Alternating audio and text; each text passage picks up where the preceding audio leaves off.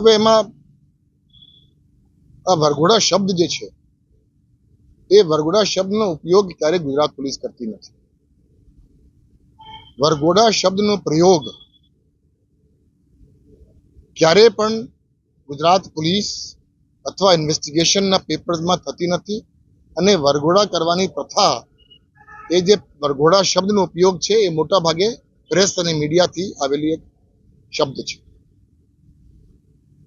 કોઈ પણ ગુનો બને એટલે એ ગુના માટે જે કે એવિડન્સ કલેક્ટ કરવાના હોય એ ખૂબ જરૂરી છે.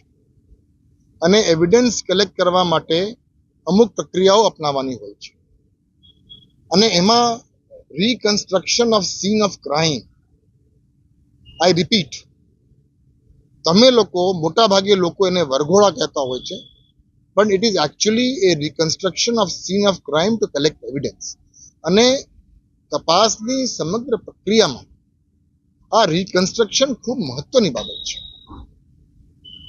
પરંતુ જ્યારે પણ કોઈ પણ જગ્યાએ મારા ધ્યાન ઉપર અથવા વરિષ્ઠ પોલીસ અધિકારી ધ્યાન ઉપર આવ્યું છે કે રિકન્સ્ટ્રક્શન ઓફ સીન ઓફ ક્રાઇમના બહાના હેઠળ કોઈ પણ ઇલીગલ એક્ટિવિટી કરવામાં આવી હોય તો એના વિરુદ્ધ પગલાં લેવા માટે પણ આપણી તૈયારી છે.